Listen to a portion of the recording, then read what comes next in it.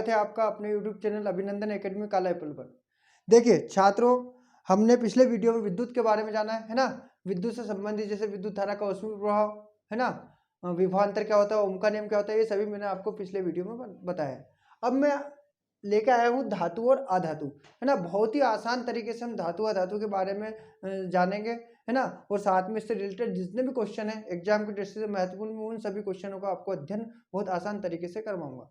तो देखिए सबसे पहले हम बात करते हैं भैया कि धातु अधातु, है ना। जैसे बात करते धातु होती क्या है ना। तो मैं यहाँ पे 5 पॉइंट लिख रहा हूँ। पहला लिखा मैंने भैया कि धातुएं उष्मा तथा विद्युत की सुचालक होती है। क्या लिखा मैंने? धातु उष्मा तथा विद्युत की सुचालक होती है। क्या होती है? सुचालक होती है। अब इससे पहले अपन जान लेते भैया कि धातु होती क्या है। तो हमने पिछले वीडियो में तत्वों के बारे में पढ़ा था, है ना। उन्हीं तत्वों को हमने क्या करा, 3 भागों में बांट दिया। पहला भाग है धातु, अधातु और उपधातु। बहुत आसान तरीके से हम वीडियो को समझ के चलेंगे। तो धातु होती क्या है, जैसे मैं बोल दूं भैया एजी, है ना। ये क्या है? सिल्वर, सिल्वर, है ना। इसको चांदी बोलते हैं, ये धातु है ना।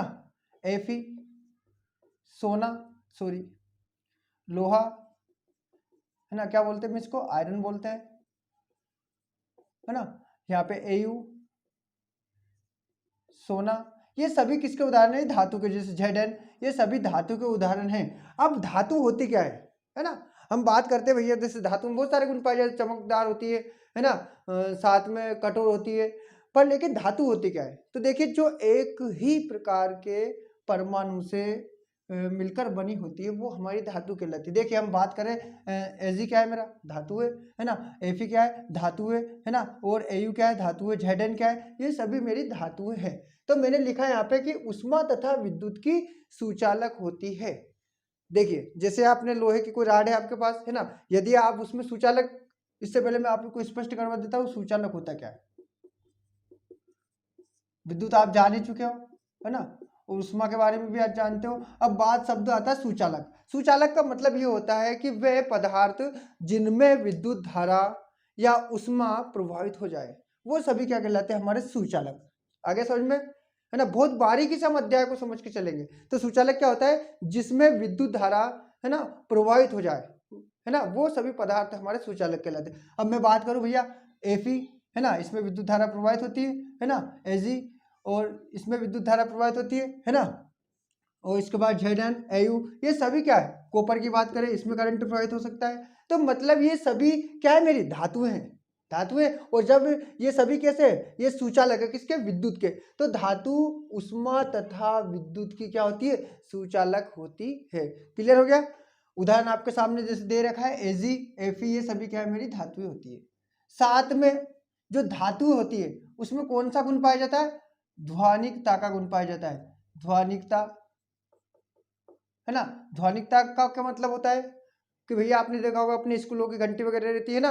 अब जैसे आप उसको चोट मारते हो वो ध्वनि उत्पन्न करती है। वो किसकी बनी? धातु की बनी हुई है। तो मतलब हमारी धातुएं क्या है?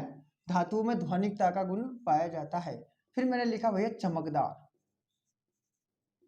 है ना। जैसे आपने देखा लोहा चमकीला होता है ना। एल्यूमिनियम आपका चमकता है। ये सभी क्या है? धातुएं। मतलब धातुएं क्या होती है? चमकदार होती है। क्लियर? इसके बाद आता है उष्मा तथा विद्युत की सुचालक हो गई, ध्वनिकता का गुण पाया जाता है ना। आघात वर्धनीयता, आघात वर्धनीयता। अब ये क्या होता है भैया? आपने देखा होगा हमारी चादरें वगैरह बनी है किस गुण के कारण बनी? आघात वर्धनीयता गुण के कारण बनी है ना। जैसे हमने कोई लोहा लिया, है ना, उस लोहे को जब हम चोट करते हैं, चोट करने पे किसके रूप में फैल जाता है? वो पतली चादरों के रूप में फैल जाता है। जैसे हमारी चादर वगैरह है, ये सभी किस गुण के कारण बनी? धातु के आघात वर्धनीयता के गुण के कारण। यानी कि जब हम धातुओं को चोट मारते हैं तो वो क्या करती है? आघात पहुंचा। चोट का, आघात का मतलब क्या होता है? चोट करना। जब हम उसको क्या करते हैं? आघात करते हैं तो वो पतली चादर के रूप में फैल जाती है। वो गुण क्या कहलाता है? आघात वर्धनीयता कहलाता है। मतलब धातुओं में आघात वर्धनीयता का गुण पाया जाता है। ठीक है। फिर आता है तन्यता। इसका उदाहरण लोहा हो सकता है ना। तन्यता। अब तन्यता क्या होता है? तने, तने मतलब खींचना, मतलब भैया धातु का वो गुण, धातु का वह गुण जिसके द्वारा हम उसे पतले तार के रूप में क्या कर सकते हैं, खींच सकते हैं, वो कहलाता है तन्यता। और सबसे अधिक तन्य धातु होती है वो है मेरी सोना, है ना। कंपटीशन एग्जाम वगैरह में या 10th लेवल में भी वो पूछ सकता है कि भैया सबसे अधिक तन्य धातु कौन सी है, तो वो है मेरी सोना, है ना। सबसे अधिक आघातवर्ती धातु तो वो मेरी लोहा हो जाएगी। क्लियर। तो तन्यता क्या होती है, धातु का वह गुण जिसके द्वारा हम उसे क्या करते हैं, पतले तार के रूप में खींच सकते हैं, वो कहलाता है उसका जो है तन्यता कहलाता है। उदाहरण इसका हो जाएगा सोना। ठीक है। तो आपने साधारण सी जानकारी धातु और धातु के बारे में ली है। ठीक है। सेम ऐसे आ जाता है हमारा क्वेश्चन, भैया आधातुएं क्या होती है, तो इसका हम विपरीत कर देंगे। जैसे धातुएं उष्मा तथा विद्युत की क्या होती है, सुचालक होती है। अब आधातुएं उष्मा तथा विद्युत की कुचालक होती है।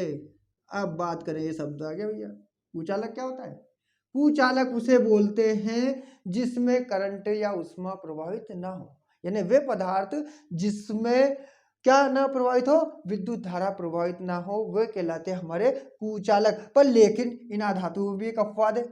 अपवाद का नाम क्या भैया, अपवाद को पहले लोग याद करते हैं, अपवाद है ग्रेफाइट। अब ग्रेफाइट क्या होता है, ये हमारी एक आधातु है और ये है पेंसिल की नोक, है ना। आपने पेंसिल की नोक देखी होगी, है ना। यदि आप उसको किसी विद्युत से यंत्र से छुआते हो तो उसमें करंट प्रवाहित हो जाएगा, मतलब ये क्या है, ये एक अपवाद है। किसके अंदर, आधातु के अंदर। आधातु कैसी होती है, हमारी उष्मा तथा विद्युत की कुचालक होती है, लेकिन उसमें अपवाद क्या है, ग्रेफाइट। ठीक है। फिर इसके बाद करते हैं, इसके बाद मैंने लिखा है भैया धातुओं में कौन सा गुण पाया जाता है, ध्वनिकता का गुण पाया जाता है। तो आधातु में ध्वनिकता का गुण नहीं पाया जाता है। पाया जाता है क्या, नहीं पाया जाता, मतलब पीटने पर ये ध्वनि उत्पन्न नहीं करती है। ठीक है। तीसरा मैंने लिखा कि धातुएं क्या होती है, चमकदार होती है, पर लेकिन आधातुएं चमकदार नहीं। अब फिर अपवाद आ गया। अब अपवाद क्या आ गया भैया, एक आधातु उठा ली मैंने, आयोडीन, ये अपवाद है, ये चमकता है भैया, कैसा है, चमकदार है। पर मैं बोल रहा हूं कि आधातु कैसी होती है, चमकहीन होती है।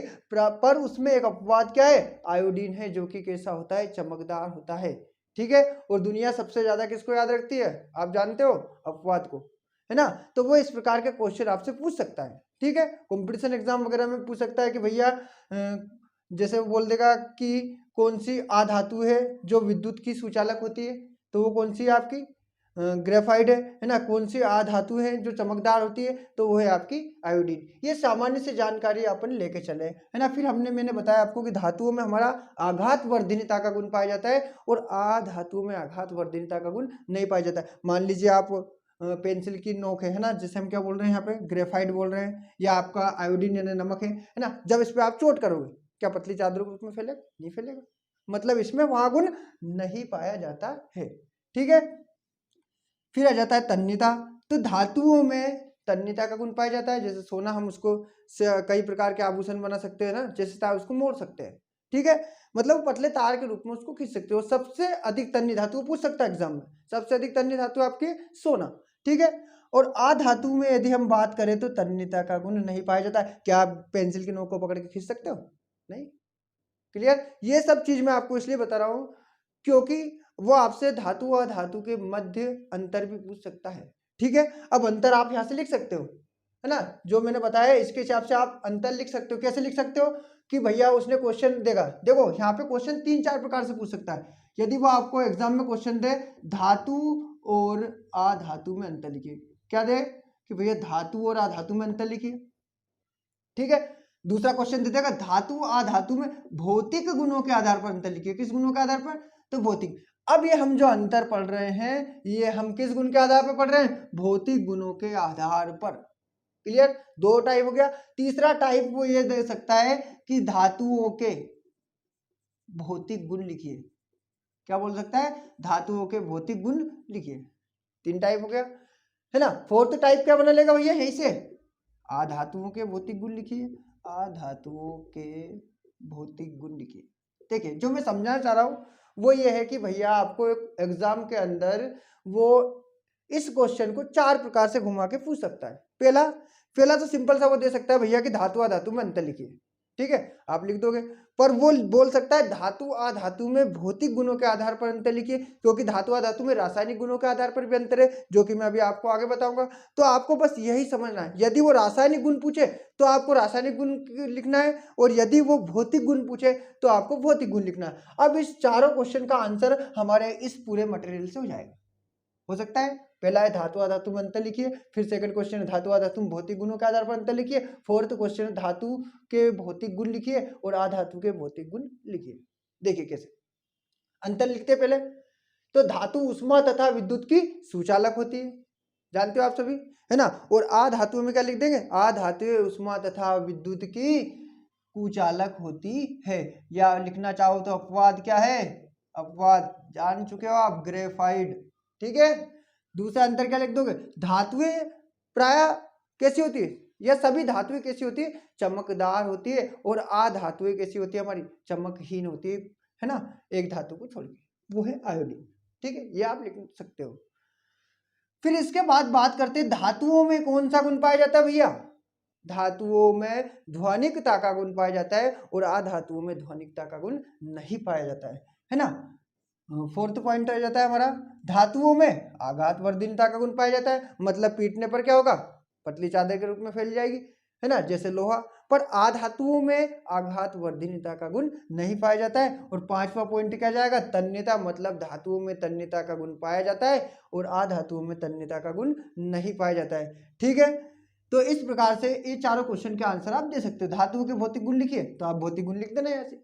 भौतिक गुण के लिए क्या लिख दोगे, पहला उष्मा तथा विद्युत की सुचालक होती है भैया, ध्वनिकता का गुण पाया जाता है, दूसरा चमकदार होती है, आघात वर्धनीयता का गुण पाया जाता है, तन्यता का गुण पाया जाता है ना, ऐसे बहुत सारे आप लिख सकते हो।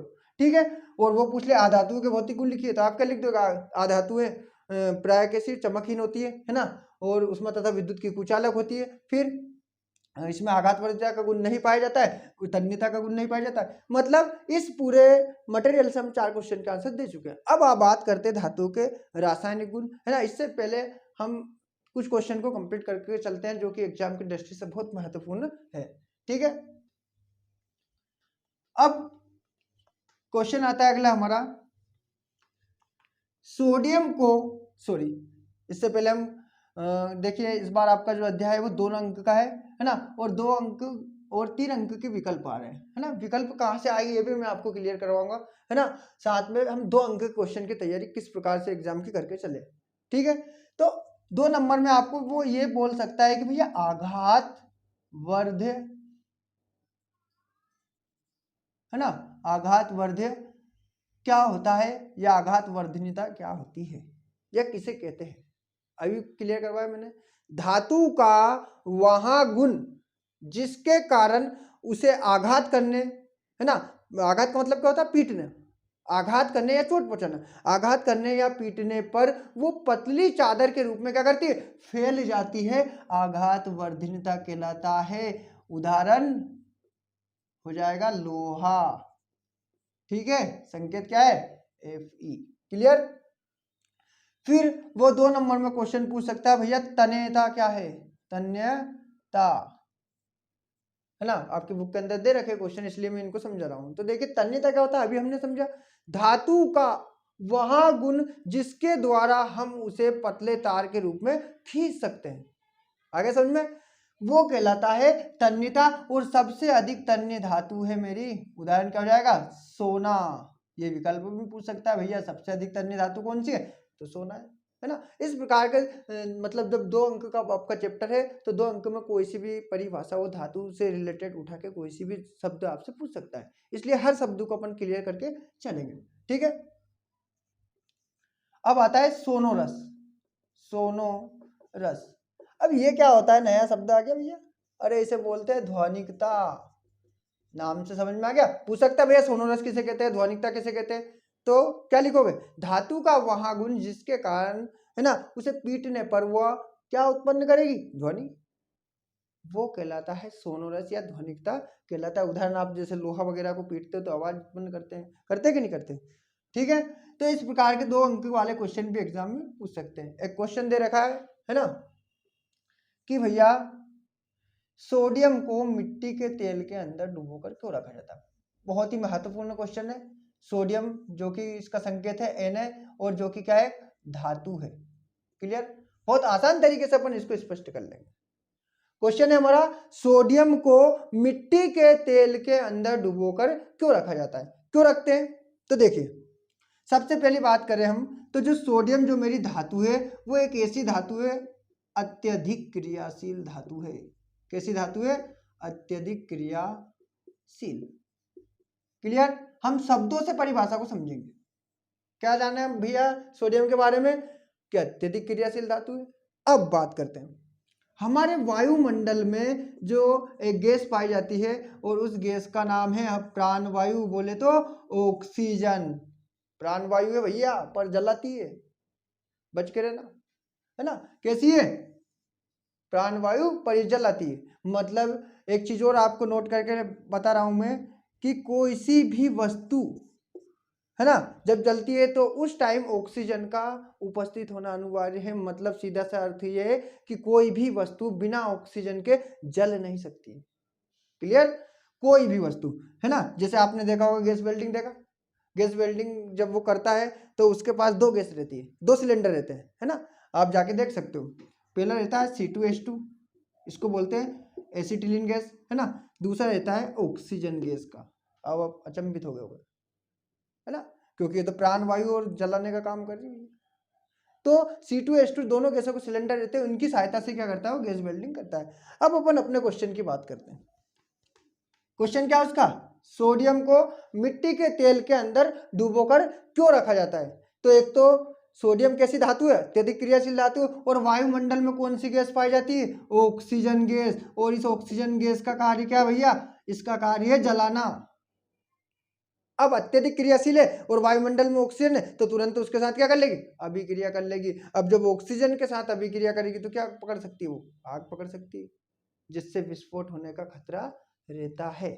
अब उसने बोला कि मिट्टी के तेल में क्यों डुबो कर रखते हैं, इसका आंसर दे दे भैया। तो मिट्टी के तेल के अंदर जो है ऑक्सीजन की मात्रा नहीं पाई जाती।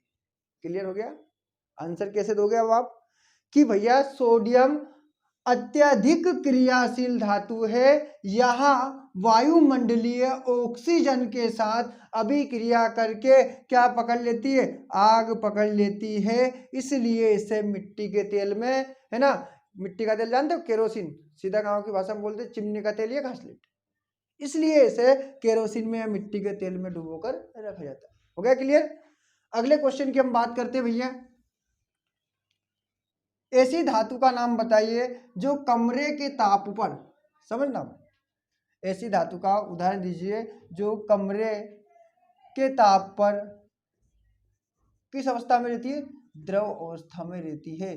तो वो धातु है मेरी पारा, जिसे बोलते हैं Hg। अब कमरे का ताप क्या होता है ना, कमरे का ताप, तो आप कैमरे का ताप ना समझे ना, कमरे का ताप हम जिस स्थिति में अभी है ना, वो जिस टेम्परेचर पर हम है वो क्या कहलाता है? कमरे का ताप कहलाता है। मतलब पारा एक ऐसी धातु है जो कमरे के ताप पर किस अवस्था में रहती है? द्रव अवस्था में रहती है। ये विकल्पों में आपसे पूछ सकता है, ठीक है। साथ में क्वेश्चन दे रखा है भैया, ऐसी धातुएं बताइए जिन्हें हम चाकू से आसानी से काट सकते हैं। तो चाकू से आसानी से काटने वाली धातुएं Na, K, है ना, और Li। अब होता है Na, K, Li क्या होता है भैया? Na को बोलते हैं हम सोडियम, ठीक है, सोडियम का संकेत है, K है पोटेशियम का संकेत, पोटेशियम का, है ना, A है लिथियम का। ये तीनों ऐसी धातुएं हैं जिन्हें हम चाकू से आसानी से काट सकते हैं। अब चाकू से आसानी से काट रहे हैं मतलब मुलायम होगी, मतलब तीनों धातुएं कैसी होती है? हमारी मुलायम होती है, इसलिए इन्हें हम चाकू से आसानी से काट सकते हैं। कौन कौन सी? सोडियम, पोटेशियम व लिथियम, ठीक है। इसके बाद अगला क्वेश्चन आता है हमारा कि भैया,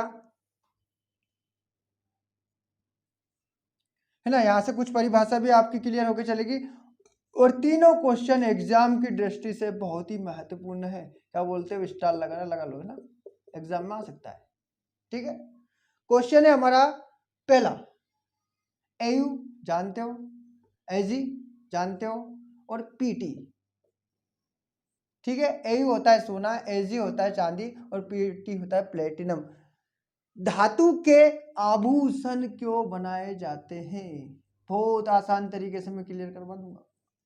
देखिए क्वेश्चन क्या है कि भैया जो हमारे आभूषण जानते हो आप, जैसे अपने पैरों में पहनने की जो पायल वगैरह है, कड़ी बोलते हैं ना, जो क्या बोलते हैं, बाजूबंद वगैरह आदि सभी, है ना। तो ये इन्हीं धातु के क्यों बनाते हैं? कौन कौन सी? एयू, एजी और प्लेटिनम। धातु तो हमारे पास लोहा भी है, उसके क्यों नहीं बना लेते? तो आज मैं वो आपको इस वीडियो में बता रहा हूँ कि इन धातु के क्यों बनाते हैं, उसका क्या रीजन है। सिर्फ 2 लाइन में आपको इसका को मैं क्लियर कर दूंगा। तो जो आभूषण से तो स्पष्ट हो गया, और वो किन धातु के बन रहे हैं? एयू, एजी और प्लेटिनम। अब इसका कारण क्या है? पहला कारण है भैया संक्षारण रोधी। क्या है? संक्षारण रोधी। ठीक है। दूसरा कारण है तन्यता। बस इन 2 कारणों की वजह से हम सोना, चांदी व प्लेटिनम के आभूषण बनाते हैं। परिभाषा हो गई, ये आपको समझ में आ गया उसके को का आंसर, है ना। अब आएगा समझ में। संक्षारण रोधी मतलब होता है जंग रोधी, यानी रोकने वाला, जंग रोकने वाली। मतलब ये तीनों ऐसी धातु है जो जिन पर आसानी से जंग नहीं लगती है। साथ में इनमें गुण पाया जाता है तन्यता। तन्यता भी स्पष्ट करवा दिया मैंने। तन्यता क्या होता है? जिसके को हम पतले तार के रूप में खींच सकते हैं। मतलब सोने को भी हम क्या कर सकते हैं? पतले तार के रूप में खींच सकते हैं। चांदी को भी पतले तार के रूप में खींच सकते हैं। प्लेटिनम को भी हम पतले तार के रूप में खींच सकते हैं। अब हमारा क्वेश्चन क्या है कि भैया उसका क्वेश्चन है कि प्लेटिनम, सोना व चांदी का उपयोग आभूषण बनाने के लिए किया जाता है, क्यों? तो आप क्या लिखोगे कि प्लेटिनम, सोना व चांदी संक्षारण रोधी धातु हैं, मतलब इन पर आसानी से जंग नहीं लगती है, अतः इनमें तन्यता का गुण पाया जाता है। इसलिए प्लेटिनम, सोना व चांदी का उपयोग क्या करते हैं? आभूषण बनाने में किया जाता है। क्लियर? जैसा मैं बोल रहा हूं आप एग्जाम में सेम लिख सकते हो। ठीक है। तो क्या लिखोगे आप कि प्लेटिनम, सोना, चांदी, है ना, संक्षारण रोधी धातु है, इन पर आसानी से जंग नहीं लगती है, साथ में इनमें तन्यता का गुण पाया जाता है, इसलिए इन तीनों धातुओं का उपयोग आभूषण बनाने के लिए करते हैं। लोहे का क्यों नहीं कर रहे हैं? अरे भैया लोहा देखा होगा आपने, उदाहरण बताने की आवश्यकता नहीं। क्या कर लेगा? अगर लोहे की कड़ी बना ली तो जैसे गोबर फेंकने जाएंगे, जंग लग जाएगी 1 साल में, खराब, है ना। तो मतलब इनमें कौन सा गुण पाया जाता है? संक्षारण रोधी है और साथ में तन्यता का। ठीक है। अगला क्वेश्चन आता है हमारा,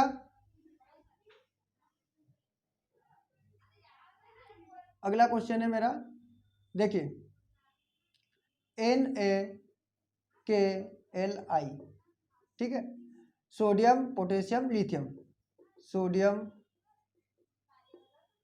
है ना, पोटेशियम,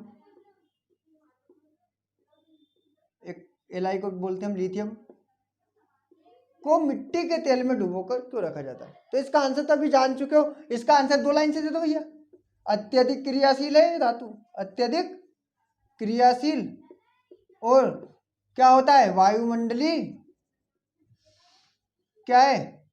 ये हमारी प्राण वायु पता नहीं मरवाई हमें, ऑक्सीजन, है ना, क्योंकि वो जलाने कार्य करती। तो उसका जो क्वेश्चन है वो है कि भैया सोडियम, पोटेशियम, लिथियम का उपयोग आभूषण बनाने के लिए क्यों किया जाता है? तो आप सीधा सा आंसर क्या लिखोगे? सोडियम, पोटेशियम, लिथियम तीनों अत्यधिक क्रियाशील धातु है और वायुमंडलीय ऑक्सीजन से अभिक्रिया करके आग पकड़ लेती है, इसलिए इन्हें तेल के अंदर संग्रहित करना मतलब डुबोकर रखा जाता है।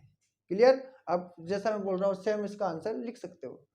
एक बार फिर बोल रहा हूं मैं कि सोडियम, पोटेशियम, लिथियम अत्यधिक क्रियाशील धातु है, यह वायुमंडलीय ऑक्सीजन से अभिक्रिया करके आग पकड़ लेती है, इसलिए इन्हें मिट्टी के तेल यानी घासलेट या केरोसिन के अंदर डुबोकर या संग्रहित करके रखा जाता है। क्लियर? अगला क्वेश्चन आता है एल्यूमिनियम। एल्यूमिनियम अत्यधिक क्रियाशील धातु, और क्या बोल रहा भैया वो अत्यधिक क्रियाशील धातु है, फिर भी इसका उपयोग खाना बनाने वाले बर्तन के रूप में किया जाता है। खाना बनाने वाले बर्तन के रूप में क्यों किया जाता है? क्वेश्चन समझ में आया?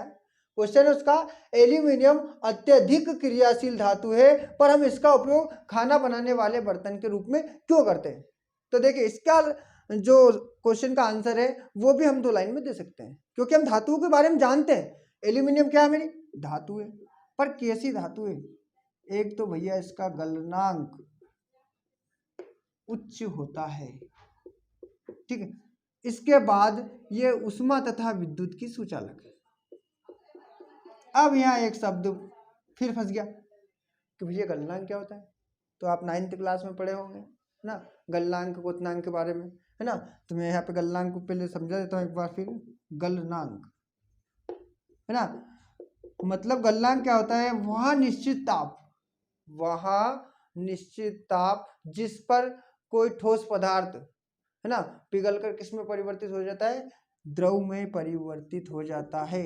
ठोस किसमें, द्रव में परिवर्तित हो जाता है, वो उसका क्या कहलाता है, गलनांक कहलाता है। यानी वह ताप जिसके द्वारा कोई ठोस पदार्थ है ना किस में परिवर्तित हो जाए, द्रव में परिवर्तित हो जाए, वो उसका क्या कहलाता है, गलनांक कहलाता है। क्लियर हो गया इतना। गलनांक सुचालक आपका स्पष्ट है। अब यहाँ पे उसने ये बोल दिया भैया कि एल्यूमिनियम का गलनांक तो उच्च है। उच्च मतलब तो आसानी से क्या करनी है, करेगी वो आसानी से पिघलेगी नहीं, है ना। अगर मान लो उसका गलनांक उच्च नहीं होगा तो जो भी आप भोज्य पदार्थ पका रहे हो क्या होगा, सब सुहा हो जाएगा। पर लेकिन यहाँ पे इसका गलनांक कैसा है, उच्च है, और साथ में ऊष्मा की क्या है, सुचालक है। ऊष्मा की सुचालक से क्या तात्पर्य है, सुचालक आप जानते हो, मतलब इसमें जैसे आप ताप देते हो तो वो ताप इसके अंदर प्रवाहित हो जाएगा, और जैसे ही ताप इस एल्यूमिनियम धातु के अंदर जब प्रवाहित होगा तो आपका भोज्य पदार्थ जो भी आप सामग्री बना रहे हो ना, वो आसानी से क्या होगी, पक सकती है, और आसानी से बहुत जल्दी गर्म हो सकती है। ठीक है, तो अब जो उसका क्वेश्चन था उस पर बात करते हैं। क्वेश्चन दिया था भैया उसका कि एल्यूमिनियम अत्यधिक क्रियाशील धातु है, फिर भी इसका उपयोग खाना बनाने के लिए क्यों करते हैं। तो इसके दो कारण बताए, एक तो मैंने कि इसका गलनांक उच्च होता है, साथ में ये क्या होती है, सुचालक होती है। तो एल्यूमिनियम अत्यधिक क्रियाशील धातु है ना, फिर भी इसका उपयोग खाना बनाने वाले बर्तन के रूप में किया जाता है, क्योंकि एल्यूमिनियम धातु का गलनांक उच्च होता है, साथ में यहाँ ऊष्मा तथा विद्युत की सुचालक होती है। तीनों क्वेश्चन एग्जाम की दृष्टि से बहुत ही महत्वपूर्ण है। ठीक है, फिर इसके बाद अगला क्वेश्चन आता है हमारा, जो कि एग्जाम की दृष्टि से बहुत ही महत्वपूर्ण क्वेश्चन है। ठीक है, क्या है क्वेश्चन भैया अगला मेरा, उभयधर्मी ऑक्साइड, या ना उभयधर्मी ऑक्साइड। अब होता क्या है, तो इसकी दो परिभाषाएं है ना, मतलब वे ऑक्साइड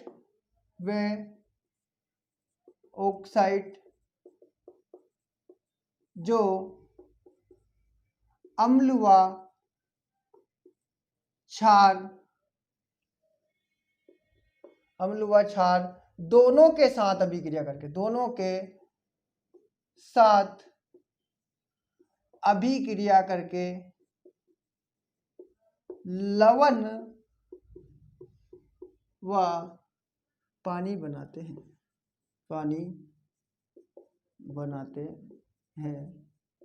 उभयधर्मी ऑक्साइड कहलाते हैं।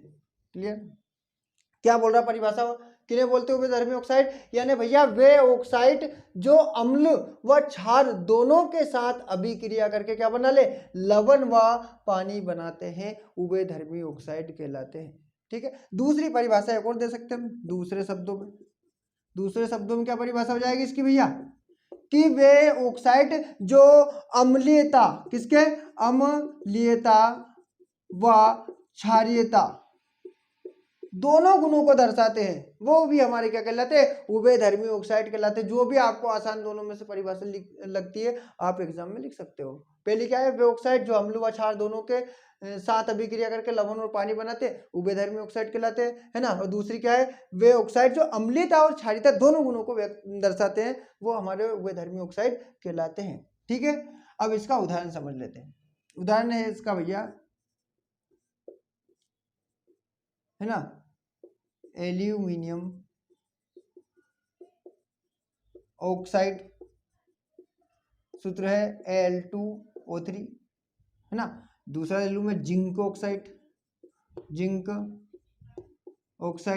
इसका सूत्र है ZnO। अब इस परिभाषा को समझ लेते हैं। अब ये बोल ये रहा है कि भैया ये जिंक ऑक्साइड एक उभयधर्मी ऑक्साइड है। क्लियर, क्या उदाहरण दिया अपन ने कि जिंक मेरा क्या है, एक उभयधर्मी ऑक्साइड है। अब क्यों है, क्योंकि ये जिंक क्या करता है, अम्ल के साथ अभिक्रिया करता है, तब भी क्या बनाता है, लवण व पानी बना रहा, लवण प्लस पानी, है ना। यही जिंक ऑक्साइड यदि क्षार के साथ अभिक्रिया करता है तब भी क्या बनाता है, लवण और पानी बनाता है। इसलिए हम इसे क्या बोलेंगे, उभयधर्मी ऑक्साइड बोलेंगे। क्लियर हो गया।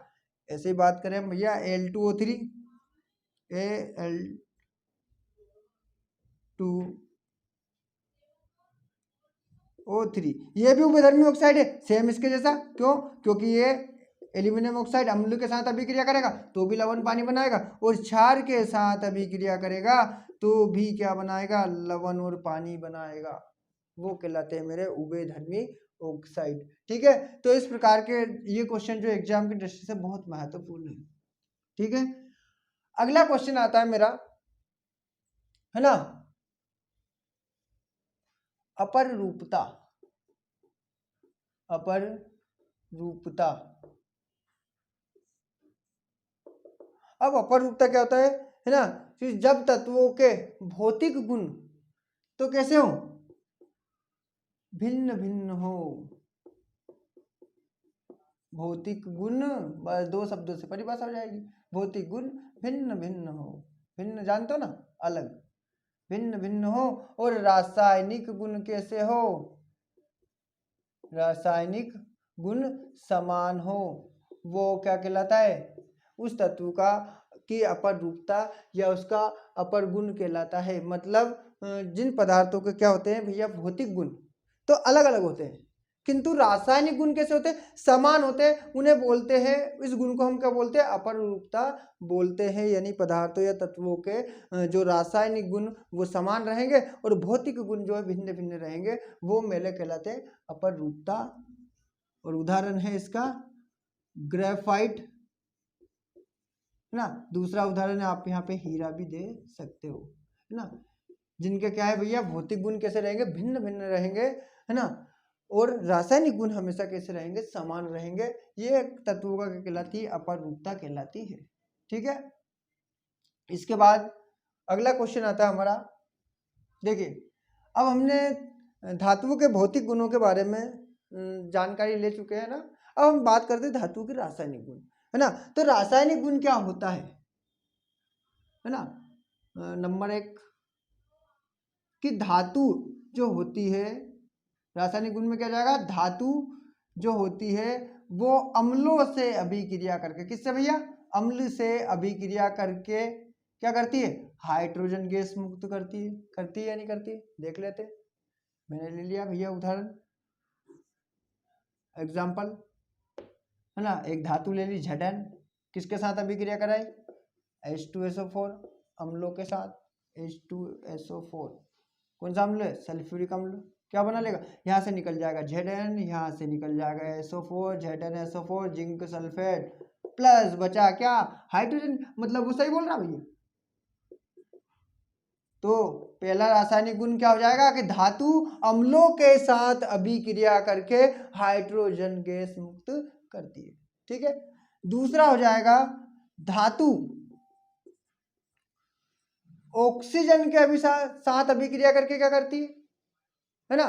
तो दूसरा रासायनिक गुण क्या हो जाएगा कि धातु जब ऑक्सीजन के साथ अभिक्रिया करती है तो वो धात्विक ऑक्साइड बनाती है ना। उदाहरण से समझ लेते हैं, बना रही या नहीं बना रही। मैंने ले लिया भैया Mg, मैग्नीशियम, प्लस किसके साथ अभिक्रिया कर रही, मैग्नीशियम धातु जानते हो सभी, ये मैग्नीशियम धातु हो गई, और किसके साथ, ऑक्सीजन के साथ अभिक्रिया करी, क्या बना लेगा, देखिए भैया MgO, 2MgO। यहाँ क्या ले लिया मैंने, 2Mg संतुलित हो गई, 2Mg 2 मतलब वो सही बोल रहा है भैया। वो क्या बोल रहा है कि धातु ऑक्सीजन के साथ अभिक्रिया करके क्या बनाती है, धात्विक ऑक्साइड बनाती है। किसका बन गया, मैग्नीशियम ऑक्साइड का। क्या बन गया, मैग्नीशियम ऑक्साइड। ठीक है, इसके बाद जो है ये धातुओं के दो मैंने आपको रासायनिक गुण बताए। तो इस बार आपको एग्जाम में 2 अंक का क्वेश्चन आ रहा है, तो वो आपसे पूछ सकता है कि भैया धातुओं के 2 रासायनिक गुण लिखिए। तो पहला लिख देना आप, धातु अम्लों के साथ अभिक्रिया करके हाइड्रोजन गैस मुक्त करती है ना। और धातुएं ऑक्सीजन के साथ अभिक्रिया करके धात्विक ऑक्साइड बनाती है, मैग्नीशियम ऑक्साइड वगैरह। ठीक है, और साथ में इसके जो बाकी क्वेश्चन बचे एग्जाम की दृष्टि से महत्वपूर्ण है, मैं आपको अगले वीडियो में समझाऊंगा, है ना। और आप चैनल को लाइक करें, सब्सक्राइब करें। धन्यवाद।